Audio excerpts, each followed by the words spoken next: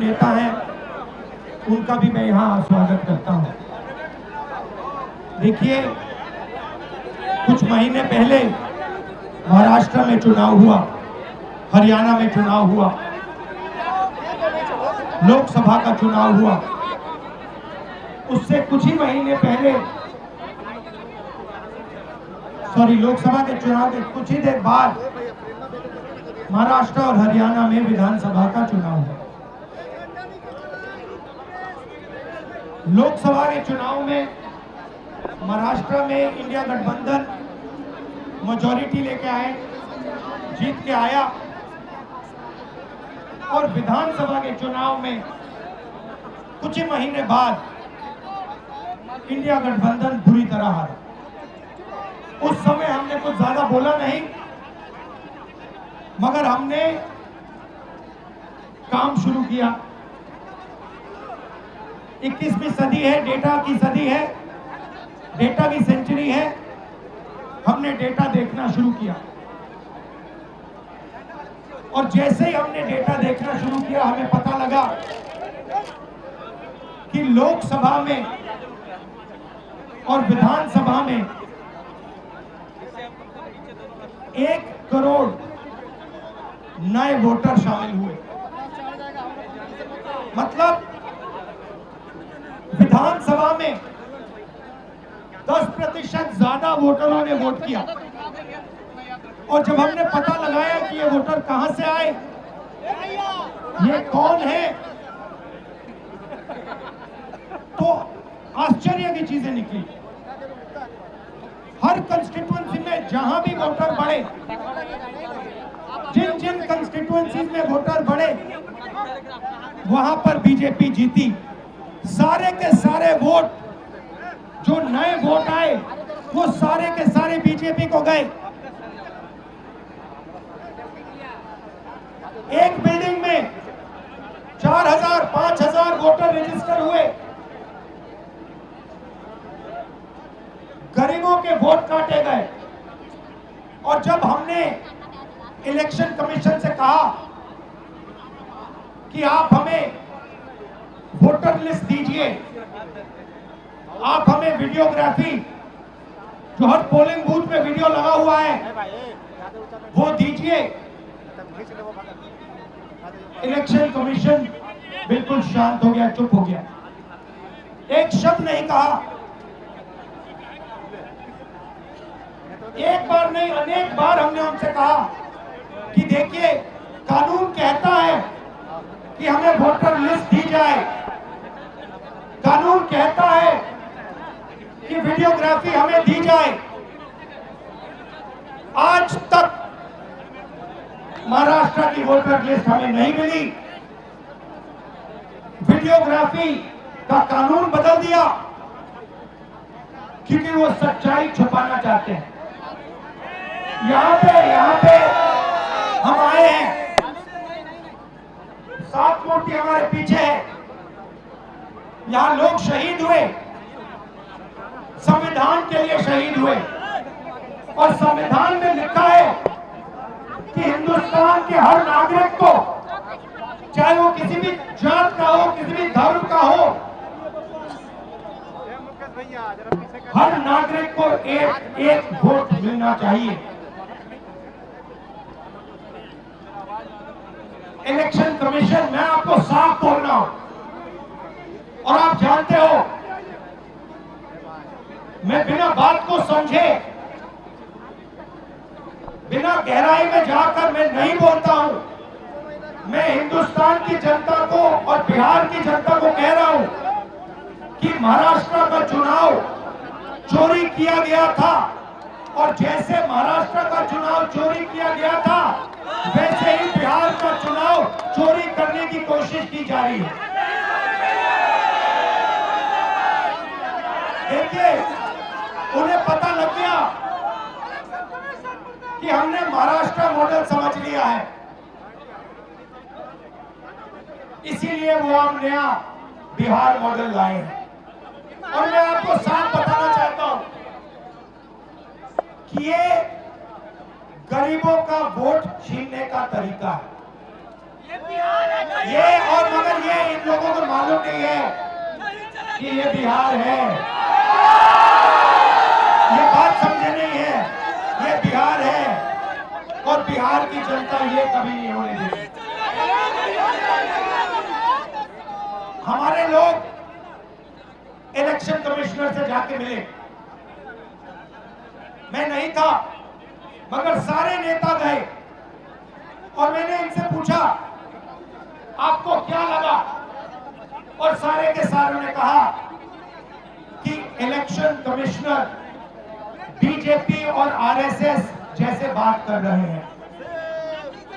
वो भूल गए हैं कि वो किसी राजनीतिक पार्टी के नहीं है, वो हिंदुस्तान के इलेक्शन कमिश्नर है और उनका काम इस संविधान की रक्षा करने का है।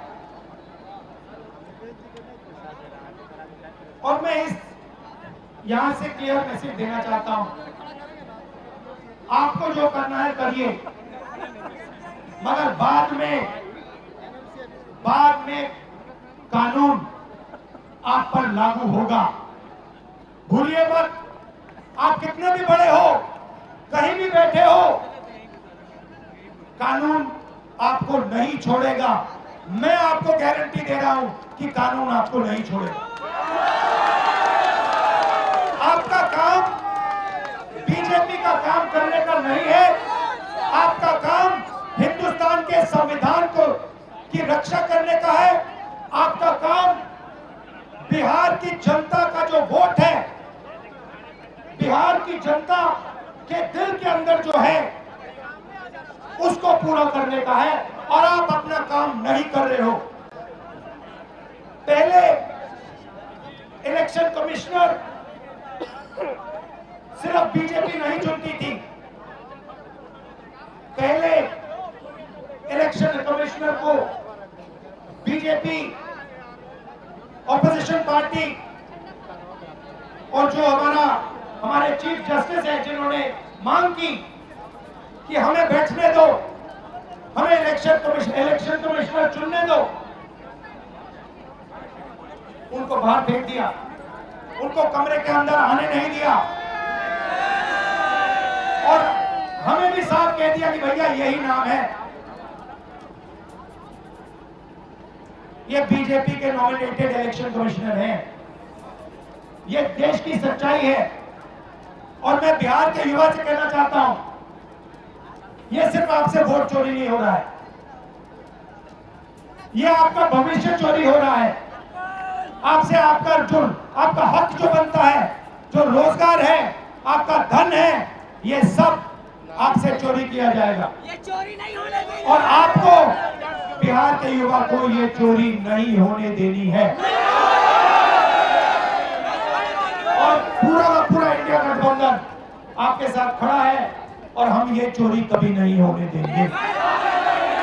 आप सबका दिल से मैं धन्यवाद करता हूं, जो सीनियर नेता आए हैं इंडिया गठबंधन के, आपका धन्यवाद करता हूं, और जो यहाँ भीड़ आई है आपका भी दिल से धन्यवाद करता हूं। धन्यवाद, नमस्कार, जय हिंद, जय संविधान। तो एनडीए से लेकर चुनाव आयोग तक जमकर बरसे राहुल गांधी, निशाने पर लिया। राहुल गांधी कह रहे हैं कि बीजेपी समझ ले, ये बिहार है, यहां चोरी नहीं चलेगी। चुनाव आयोग का काम तो संविधान के हिसाब से प्रक्रिया को आगे बढ़ाना है, लेकिन चुनाव आयोग बीजेपी के लिए काम कर रहा है, ये आरोप लगाए राहुल गांधी ने। जमकर गरजे राहुल गांधी, चुनाव आयोग का काम संविधान की रक्षा करना, देश का संविधान चुनाव आयोग पर भी लागू होता है। आपका काम बीजेपी का राग अलापने का नहीं है, ये कहकर राहुल गांधी की तरफ से चुनाव आयोग पर निशाना साधा गया है। चुनाव आयोग अपना काम नहीं कर रहा है। चुनाव आयोग के चुनाव में विपक्ष की भूमिका खत्म कर दी सरकार ने, और इसी वजह से चुनाव आयोग जो है राहुल गांधी के मुताबिक बीजेपी के इशारे पर काम कर रहा है। राहुल गांधी ने कड़ा प्रहार बीजेपी से लेकर चुनाव आयोग तक पर किया है। महाराष्ट्र चुनाव का जिक्र करते हुए राहुल गांधी की तरफ से कहा गया कि महाराष्ट्र चुनाव में भी इसी तरीके की धांधली की गई थी, लेकिन वो महाराष्ट्र चुनाव धांधली वाला मॉडल क्योंकि विपक्ष समझ गया, इसी वजह से ये बिहार के अंदर अब अलग तरीके से चुनाव में धांधली का रास्ता तलाशा जा रहा है, क्योंकि सामने एनडीए को हार का डर। ये आरोप राहुल गांधी की तरफ से लगाए गए हैं। सीधे आपको लेकर चलेंगे, हमारे साथ हमारे सहयोगी अंकित गुप्ता इस वक्त मौजूद हैं और जरा अंकित से ही जानते हैं। अंकित, महागठबंधन के जितने नेता यहाँ इस ट्रक पर सवार थे, अब तो सबके संबोधन हो गए हैं, अब आगे यहाँ से चुनाव आयोग से लेकर एनडीए तक पर निशाना साधने के बाद आगे क्या तैयारी है कि चुनाव आयोग के दफ्तर में एक छोटा प्रतिनिधिमंडल जाने वाला है इन नेताओं का?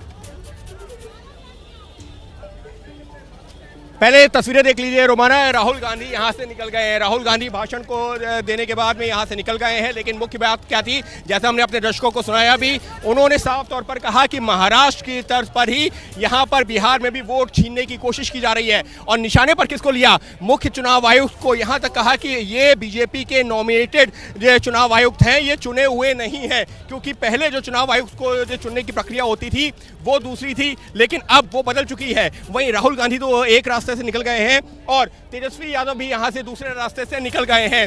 तो ऐसे में जो तमाम बड़े नेता थे वो यहां से निकल गए हैं और अब फिलहाल जो है जो कार्यकर्ता हैं जो कि इन नेताओं के साथ साथ आए थे वो भी वापस निकल रहे हैं। वापस आ रहे हैं आप लोग? क्या हुआ?